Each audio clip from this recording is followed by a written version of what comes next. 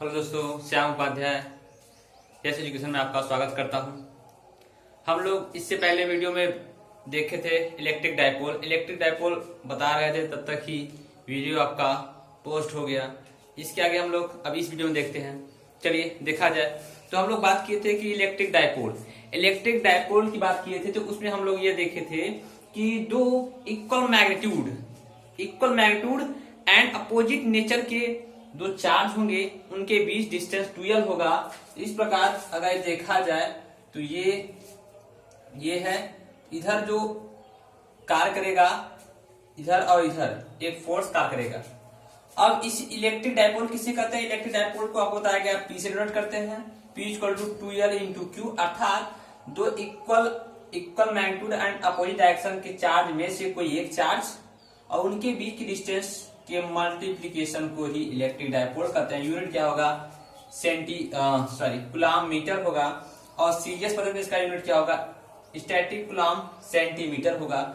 और अगर बात किया जाए डिवाइस भी इसका एक यूनिट होता है। 1 डिवाइस इक्वल टू 10⁻²9/3 क्या होता है? Coulomb metre. ये हम लोग यही बता रहे थे कि वीडियो पोस्ट हो गया, आज हम लोग यहां तक देख ली।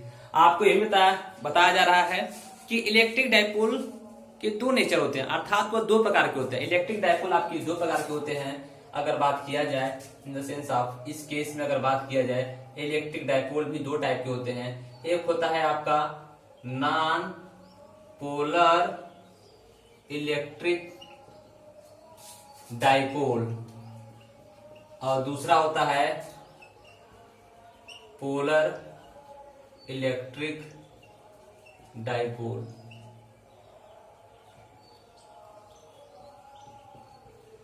अब अगर इन दोनों की बात किया जाए, इन दोनों क्या खासियत होता है, तो उसको अगर देखा जाए तो क्या मिलेगा आपको? मिलेगा ये कि नॉन पोलर इलेक्ट्रिक डायपोल किसे कहते हैं और पोलर इलेक्ट्रिक डायपोल किसे कहते हैं, उन दोनों को हम लोग इसमें देख लेते हैं। नॉन पोलर अर्थात अध्रुवी वैद्युत द्विध्रुव या वैद्युत द्विध्रुव आघूर्ण। अध्रुवी वैद्युत द्विध्रुव आघूर्ण, तो हिंदी में इसको भी लिख लीजिए कि वेक्टर पे क्या कहते हैं? वैद्युत द्विध्रुव आघूर्ण ये होता है। अगर नॉन पोलर अध्रुवी वैद्युत द्विध्रुव आघूर्ण किसे कहते हैं? तो अध्रुवी का मतलब ये हुआ दो अपोजिट नेचर, दो क्या हो? अपोजिट नेचर के, दो अपोजिट नेचर के हो और इक्वल मैग्नीट्यूड के, दो opposite nature and equal magnitude के क्या हो? आपके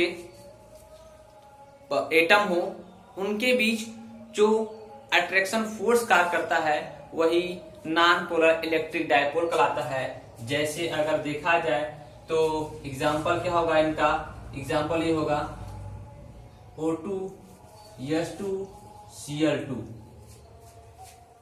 नॉन पोलर इलेक्ट्रिक डायपोल का एग्जांपल यही होगा। और नॉन पोलर इलेक्ट्रिक डायपोल में जो आपका दोनों के, जैसे O2 का अगर देखा जाए,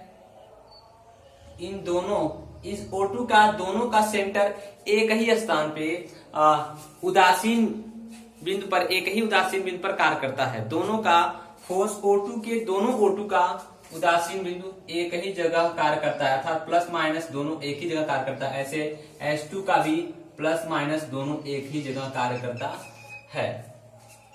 इसका होता है नॉन पोलर इलेक्ट्रिक डायपोल। ये इसका डायग्राम होता है। अगर पोलर इलेक्ट्रिक डायपोल कहा जाए तो पोलर इलेक्ट्रिक डायपोल में क्या होगा? दो अपोजिट होंगे, इसमें क्या होंगे? Same magnitude. इसमें क्या होंगे कि सेम मैग्नीट्यूड होंगे नॉन पोलर इलेक्ट्रिक डायपोल में।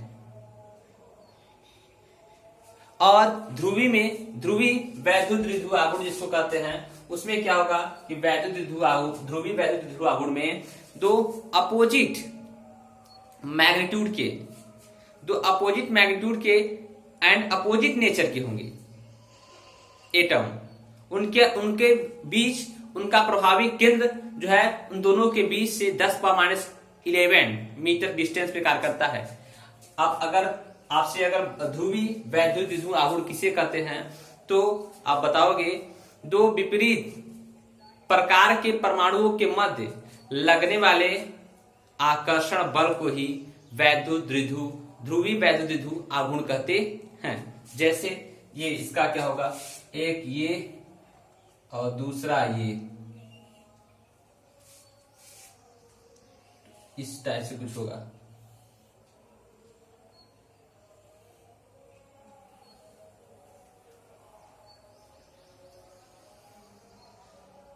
एक यहां एक यहां, अगर प्लस माइनस, जैसे एग्जांपल क्या होगा इसका एग्जांपल NaCl होगा, और क्या होगा MgO होगा, और क्या होगा, और इसका CaO होगा। ये सब इसके एग्जांपल होंगे। इन दोनों जो पोलर इलेक्ट्रिक डायपोल के जो अलग अलग एटम होते हैं, इनका प्रभावी बिंदु, दोनों के बीच जो प्रभावी बिंदु होता है, उन दोनों प्रभावी बिंदु के बीच की दूरी कितनी होती है, 10⁻11 मीटर होती है। कितनी होती है, 10⁻11 मीटर की होती है। ध्रुवीय वैद्युत द्विध्रुव आघूर्ण में दोनों बिंदुओं के बीच की दूरी -10⁻11 मीटर होता है। ये भी आपको याद रखना होगा। जबकि नॉन पोलर का एक ही जगह एक ही बिंदु पे कार्य करता है। अब आगे अगले हेडिंग की बात किया जाए तो क्या होगा, उसको भी देख लिया जाए। हाँ, एक बात और याद रखना है आपको कि अगर इलेक्ट्रिक डायपोल को इलेक्ट्रिक फील्ड में रखा जाता है, उस पे एक कपल क्रिएट करता है और उस कपल के कारण वह रोटेट करने लगता है। अब हम लोग वही देखेंगे कि इलेक्ट्रिक डायपोल को अगर इलेक्ट्रिक फील्ड में रखा जाए, उस पे जो कपल क्रिएट होता है, जो बलयुग्म कार्य करता है, वह क्या होता है, उसको देखा जाए। तो आपको ये याद रखना होगा कि अगर कोई भी इलेक्ट्रिक डायपोल इलेक्ट्रिक फील्ड में रखा जाता है, तो उस पे क्या क्रिएट होता है, एक कपल क्रिएट होता है, और उस कपल के कारण वह क्या करता है, रोटेट करता है। जैसे अगर रियल लाइफ में इसका एग्जांपल देखा जाए तो फैन होता है। फैन जब भी आप चलाते हो तो उसमें क्या होता है, एक कपल क्रिएट होता है, इलेक्ट्रिक फील्ड रहता है, और इलेक्ट्रिक फील्ड होने के कारण दो अपोजिट डायरेक्शन, दो सेम मैग्नीट्यूड के होते हैं, दोनों सेम मैग्नीट्यूड के होते हैं और अपोजिट नेचर के होते हैं, और वह उस पर क्या एक क्रिएट होता है वॉल्यूम, जिसके कारण वो क्या करने लगता है, रोटेट करने लगता है। अगर उसका दैनिक जीवन में अगर इलेक्ट्रिक के सेंस को हटा दिया जाए तो ऐसे देखा जाए तो अगर आप रिंच के माध्यम से जो आप नट को खोलते हो तो वहां भी क्या कार्य करता है, आपका एक कपल ही तो कार्य करता है, लेकिन वहां पर इलेक्ट्रिक नहीं रहता है। इलेक्ट्रिक का सेंस देखा जाएगा तो आपको वहां देखना होगा फैन में देखेंगे दो जो मैग्नेट होते हैं, उनके बीच में एक ब्लेड होता है, और वह इलेक्ट्रिक फील्ड की तरह इलेक्ट्रिक फील्ड में होकर रोटेट करता है। वहां पर इलेक्ट्रिक डायपोल कार्य करता है in the sense of electric field, अर्थात इलेक्ट्रिक फील्ड के केस में वहां पर वह कार्य करता है। तो आपको रियल लाइफ में कहा इसका कैसे यूज होता है वो सुनाया होगा। आइए आगे देखा जाए, यही बात जो हम कर रहे हैं कि अगर किसी इलेक्ट्रिक डायपोल को इलेक्ट्रिक फील्ड में रखते हो तो उस पर एक कपल क्रिएट होता है, तो वो कैसा होता है उसको देख लिया जाए।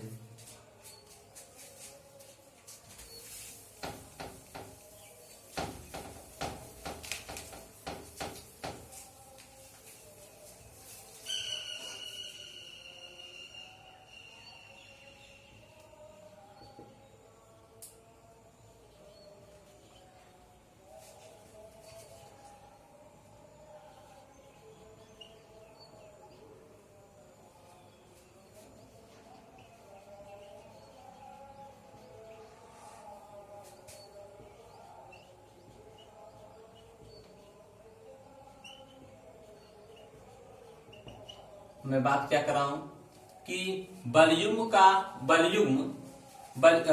क्षेत्र में बलयुग्म किसके कारण, वैद्युत द्विध्रुव आघूर्ण के कारण बलयुग्म का आघूर्ण क्या होगा, अर्थात बलयुग्म क्या होगा। बलयुग्म को कपल को टाउ से डिनोट करते हैं। आप जानते हो कि अगर सिंपल भाषा में देखा जाए कि अगर ये इलेक्ट्रिक फील्ड है, ये अगर इलेक्ट्रिक फील्ड है, अगर ये इलेक्ट्रिक फील्ड है, ये अगर इलेक्ट्रिक फील्ड है, और इलेक्ट्रिक फील्ड में कोई इलेक्ट्रिक डायपोल इस प्रकार से अगर ऐसे रखा है, इलेक्ट्रिक डायपोल रखा है, यहाँ पे प्लस है, प्लस वाला आप जानते हो कि इलेक्ट्रिक जो फील्ड होता है वह प्लस से माइनस की ओर कार्य करता है। इलेक्ट्रिक फील्ड में जो फोर्स लगेगा, अगर यहाँ पे प्लस क्यू आवेश है, यहाँ पे माइनस क्यू आवेश है, तो Q आवेश है और इलेक्ट्रिक फील्ड है, तो इस पे जो फोर्स क्रिएट होगा वो क्या होगा, Q इंटू ई होगा। आपको बताया गया है कि E इक्वल टू क्या होता है, E इक्वल टू क्या होता है, F बाई Q। तो अगर F इक्वल टू आपसे पूछे कि F इक्वल टू क्या होगा, तो आप यही बोलोगे ना, E इंटू Q होगा। इस पे जो फोर्स कार्य करेगा उधर, और इस पे जो फोर्स कार्य करेगा वो किधर कार्य करेगा, Q इंटू ई इधर कार्य करेगा। और ये जो झुका हुआ इलेक्ट्रिक फील्ड से थीटा कोण, यहाँ कितना कोण बना रहा है, थीटा कोण बना रहा है। और इसकी टोटल डिस्टेंस कितनी है, टोटल डिस्टेंस इसकी है 2l। अरे ये 2l डिस्टेंस हो और same magnitude and opposite nature के होंगे तभी तो इलेक्ट्रिक डायपोल कहलाएंगे। और इलेक्ट्रिक डायपोल को आपको बताया गया, अगर क्या किसी इलेक्ट्रिक फील्ड में रख दिया तो उस पर एक कपल क्रिएट होता है, और उसी कपल को हम लोग देख रहे हैं, कपल क्रिएट होता है, वो क्या होता है। तो कपल का अगर बात किया जाए तो इसको थोड़ा सा यहां मिटा दिया जाए इसको।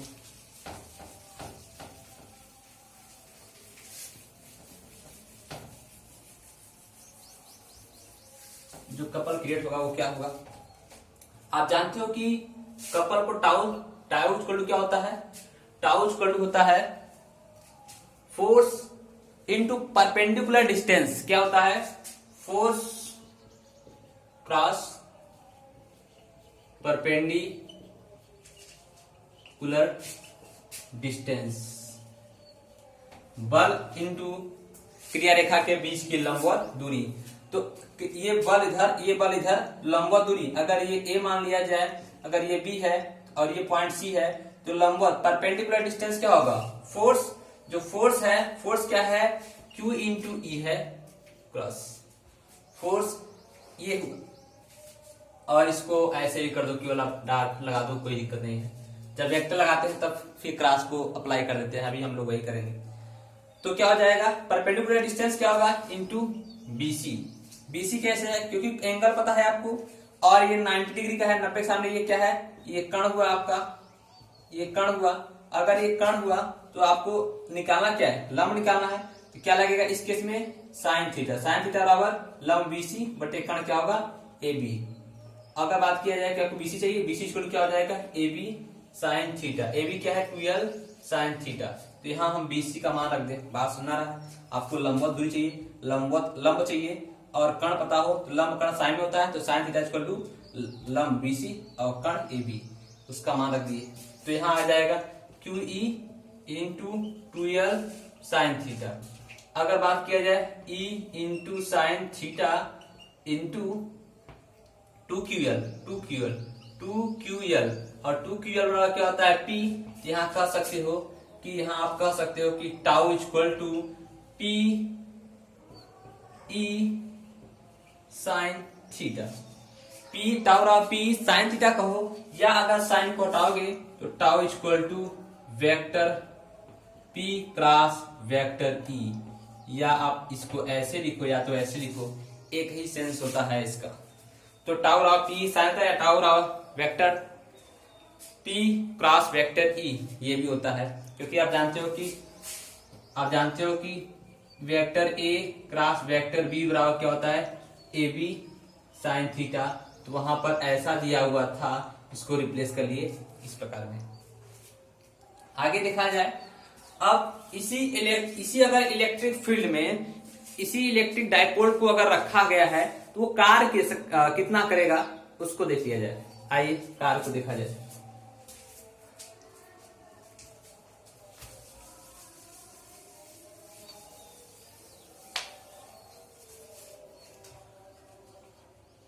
Work done in electric field due to electric dipole. इसका सेंस क्या है, इसका सेंस ये हुआ कि किया गया वैद्युत क्षेत्र में वैद्युत द्विध्रुव आघूर्ण के कारण किया गया कार्य, वैद्युत क्षेत्र में वैद्युत द्विध्रुव आघूर्ण के कारण किया गया कार्य क्या होगा, आइए उसको देखा जाए।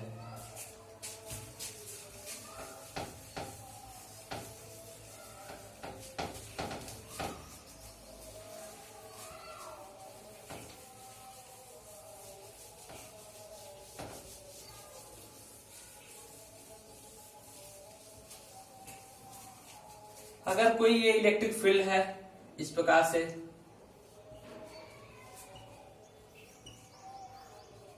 और उसमें जो आपका रखा हुआ है ये इलेक्ट्रिक फील्ड ई है, इसमें इलेक्ट्रिक डाइपोल रखा हुआ है, अगर प्लस है इस पे फोर्स लगेगा QE, अभी हम लोग बात किए जस्ट। इधर माइनस इस पे जो इधर Q आवेश इधर भी था और इधर माइनस Q आवेश था, इधर लगेगा QE फोर्स इधर लगेगा। और अगर यहाँ थीटा कोण है तो यहाँ भी थीटा कोण होगा, और टोटल लंबाई 2L है तो यहाँ से यहाँ आधा लंबाई L होगा, और इसका भी आधा लंबाई यहाँ से यहाँ L होगा। टोटल 2L है, बीचों बीच बांट दिया गया तो इधर L और इधर भी L होगा। अगर ये A है ये B है। अब सोचिए अगर इलेक्ट्रिक डायपोल को इलेक्ट्रिक फील्ड में रखा गया है, इलेक्ट्रिक डायपोल को इलेक्ट्रिक फील्ड में रखा गया है अगर, तो यह इस प्रकार से रोटेट करेगा, यह इस प्रकार से रोटेट करके वो चाहेगा हम इलेक्ट्रिक फील्ड के डायरेक्शन में हो जाएं। इलेक्ट्रिक फील्ड के डायरेक्शन में अगर होने का प्रयास करेगा यह, तो यह अगर यहां से बात किया जाए पॉइंट O से, यह जब अगर ऐसे लंब डाले तो लंब तो ये हुआ, लंब ये हुआ, लेकिन जब यह ऐसे रोटेट करेगा, रोटेट करता हुआ आएगा तो कहां पहुंचेगा, यहां पहुंचेगा। यहां से सीधे सीधे मिलाया तो यहां पहुंचेगा, इसका लेंथ यहां पहुंच रहा है, अभी कम ही रहेगा। लेकिन जब पूरा गिरेगा, पूरी इसकी लंबाई L जो थी यहां अब भी L ही रहेगा, नहीं रहेगा, ये पूरा L ही रहेगा। इसी प्रकार जो प्रोसेस इधर होगा टोटल वही प्रोसेस यहां भी होगा। ऐसे ये भी इस पे ऐसे यहां लंब डालोगे तो ये होगा, और जब ये भी रोटेट करेगा तो कुछ यहां पहुंचेगा, यहां पहुंचेगा, और जिसकी लंबाई कितनी रहेगी, जिसकी लंबाई रहेगी L। तो हम एक तरफ की बात करते हैं और जस्ट उतना ही जोड़ देंगे दूसरे वाले तरफ के लिए, दूसरे तरफ के लिए उतना ही जोड़ देंगे हम। आइए देखते हैं कैसे क्या करेंगे। अगर बात किया जाए इस केस में, जब यह रोटेट करके यहां आएगा तो डिस्प्लेस कितना होगा। अगर मान लिया जाए यह C है और यह M है, तो M इंटू सी ही तो डिस्प्लेस हुआ, क्योंकि यहां इससे पहले जब ऐसे था तो इस अवस्था में इसकी लेंथ नहीं पड़ रही थी, लेकिन जब यह ऐसे हो जाएगा तो इसकी अवस्था में इसकी लेंथ L हो गई। तो मतलब यहां से यहां आने में उसकी डिस्प्लेसमेंट कितनी हुई, यही तो हुआ, MC डिस्प्लेसमेंट हुआ, MC डिस्प्लेसमेंट हुआ उसका। तो MC डिस्प्लेसमेंट हुआ तो कैसे निकालेंगे, क्योंकि हम जानते हैं कि MC कैसे निकलेगा, ये MC तभी निकल पाएगा ये वाला जब पूरा हम जानते L है, अगर ये पता हो। ये तो हम अभी इस स्थिति में निकाल सकते हैं ना, किसका प्रयोग करके, त्रिभुज OBM का प्रयोग करके। ट्रायंगल OBM से अगर देखा जाए तो थीटा के सामने लंब आपको नहीं चाहिए, आपको आधार चाहिए, ये आधार चाहिए, और आपको कर्ण पता है लंब है ये, और यहाँ कर्ण पता है, तो आधार कर्ण किसमें होता है, कॉस में। तो कॉस थीटा इक्वल टू आधार क्या है OM, और बाई कर्ण क्या है OB। तो OM आपको निकालना है और बटे कर्ण क्या है, केवल L है। इस केस में अगर आपसे OM पूछे तो L cos थीटा बनेगा, L cos थीटा बन गया। तो अब यहां से आपसे MC अगर पूछ रहा है तो MC इक्वल टू आप निकाल सकते हो, पूरे OC में से माइनस कर दिया जाए OM, माइनस कर दिया जाए OM, अर्थात OC कितना है, OC L है, और OM कितना है, L cos थीटा है, ये L cos थीटा हो जाएगा। यहां से L कॉमन लेंगे, 1 माइनस cos थीटा हो जाएगा इस केस में। MC अगर पता हो गया आपको तो आप इस तरफ का वर्क डन निकाल सकते हैं, W1 वर्क डन क्या होगा, फोर्स कितना लग रहा था, QE लग रहा था, इंटू डिस्प्लेसमेंट कितना है, L into 1 minus cos theta. Total force, total work done, अगर टोटल वर्क डन की बात किया जाए तो इधर का वर्क डन कितना होगा, उतना वर्क डन इधर भी होगा, अर्थात आप कह सकते हो कि W1 प्लस W2 होगा, अर्थात जितना होगा उतना और आ जाए, अर्थात इसमें हम 2 लगा दें तो 2QE L 1 minus cos theta. तो इस केस में हो जाएगा आपका 2L बराबर P, क्योंकि जानते हो आप P इक्वल टू 2QL होता है, यहाँ से 2L इंटू Q मिला है, तो ये हो जाएगा PE 1 माइनस cos थीटा। अब कुछ कंडीशन है, कंडीशन क्या है कि अगर थीटा बराबर 0 डिग्री हो जाता है। अर्थात स्थायी संतुलन के केस में स्थायी थीटा बराबर 0 होगा तो cos 0 मान जानते 1 हो जाएगा। उस कंडीशन में जो वर्क डन होगा PE कोष्टक में 1 माइनस 1 अर्थात क्या आ जाएगा वर्क डन 0। सेकंड कंडीशन क्या होगा, अगर थीटा बराबर 90 डिग्री हो जाए तब इस केस में अगर 90 डिग्री घूमता है वह तब कितना हो जाएगा, क्योंकि cos 90 डिग्री का मान होता है 0। उस केस में आप वहां देख लो जो आपका वर्क डन होगा, क्योंकि cos 90 मान 0 हो जाएगी, हट जाएगा, वर्क डन आएगा आपका PE। अगर थर्ड केस में थीटा बराबर 180 डिग्री है तो वर्क डन आ जाता है 2PE आ जाता है। ये सब कंडीशन तो हम लोग यहां तक देख लिए। अब इसके बाद हम लोग देखेंगे कि जो है अच्छी स्थिति में वैद्युत क्षेत्र की तीव्रता, intensity of electric field in axial condition due to electric dipole कण, वो हम लोग अगले वीडियो में देखेंगे। और अगले वीडियो में वो वैद्युत द्विध्रुव के कारण अच्छी स्थिति वैद्युत क्षेत्र की तीव्रता, फिर अच्छी स्थिति वैद्युत क्षेत्र की तीव्रता क्या होगा, फिर अच्छी स्थिति वैद्युत विभव क्या होगा और अच्छी स्थिति वैद्युत विभव क्या होगा वो भी देख लेंगे। लेकिन इससे पहले हम लोग एक और पॉइंट देख लेते हैं, इलेक्ट्रिक पोटेंशियल वैद्युत विभव क्या होगा उसको यहां देख लेते हैं। आइए, उम्मीद करता हूं ये आपको समझ आया होगा कि कैसे ये फॉर्मूला फाइंड किया गया है।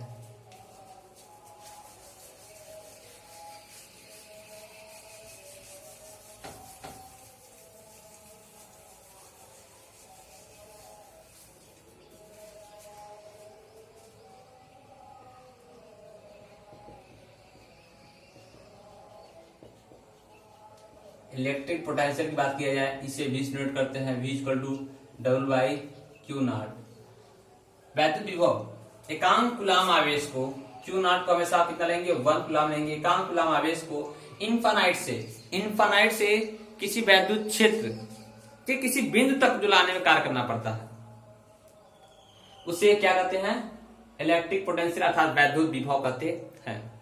वैद्युत जो किसे कहते हैं, एकांक कूलाम आवेश को अनंत से वैद्युत क्षेत्र के किसी बिंदु तक आप लाओगे, जो कार्य करना पड़ेगा आपको, वही आपका क्या हो जाएगा, इलेक्ट्रिक पोटेंशियल हो जाएगा। Electric potential E equal to V by W by q naught. अगर आपसे पूछे यूनिट चार्ज के कारण इलेक्ट्रिक पोटेंशियल, आप अगर ये कर दे यूनिट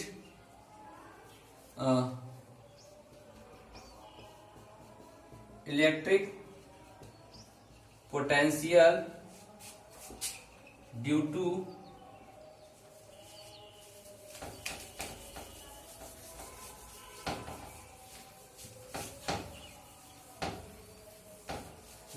पॉइंट चार्ज।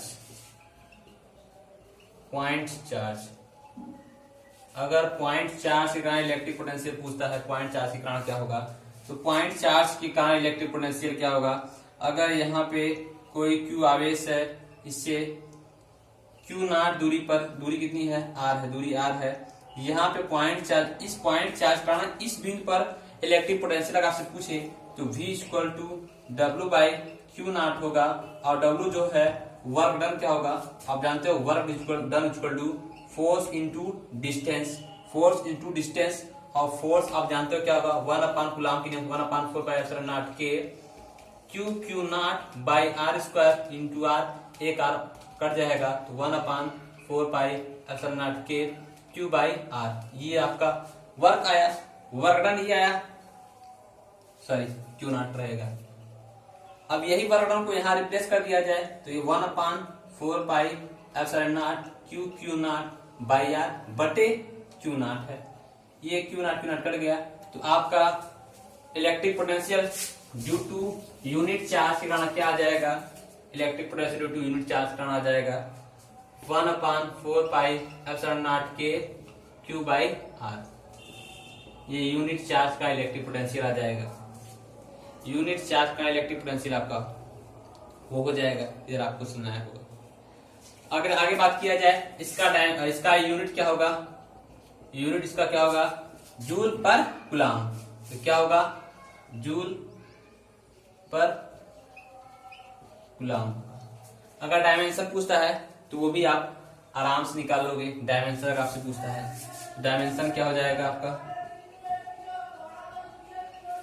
डायमेंशन क्या होगा, वर्ग का डायमेंशन आप जानते हो क्या होता है, ml square T power minus 2, तो ml square T power minus 2 अपन कूलाम का डायमेंशन अभी बताया गया आपको a इंटू टी होता है, तो ऊपर जाएगा ml square T power minus 3 into एक पावर माइनस 1, ये हो जाएगा आपका इसका इलेक्ट्रिक पोटेंशियल का डायमेंशन।